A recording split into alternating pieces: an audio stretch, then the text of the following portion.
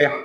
So if you are asked for the short form of this special angles, 0, 30 degree, 45, 60, and 90.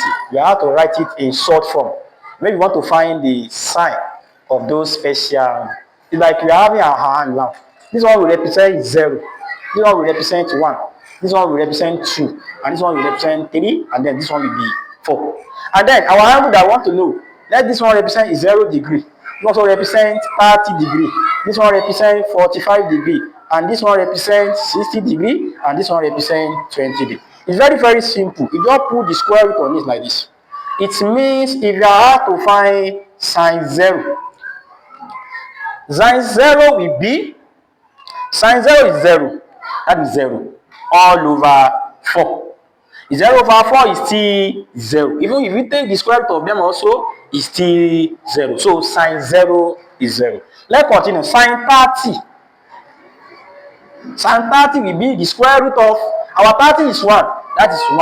All over, because we are dividing everything by 4. So everything all over 4, now means the square root of 1, 1. The square root of 4, 2. It means sine 30 is 1 over 2.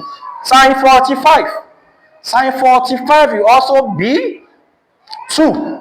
The square root of 2 all over 4. So the square root of 2 all over 4. If you divide this, 2 here 1, 2 here 2, it means sine 45 means 1 over root 2. Because the square root of 1 is 1 and the square root of 2 is the root 2. We can also rationalize it by saying root 2 all over 2. That is sine 45.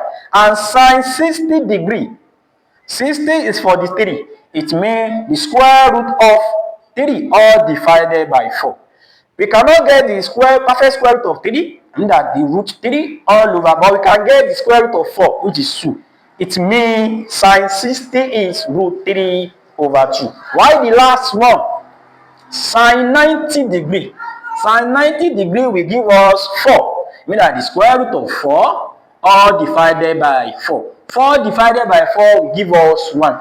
And the square root of 1 is just 1. So sine 0 degree is 0. Sine 30 degree is 1 over 2. Sine 45, root 2 over 2 or 1 over root 2. And then sine 30, root 3 over 2. Why sine 90 is 1. Thank you.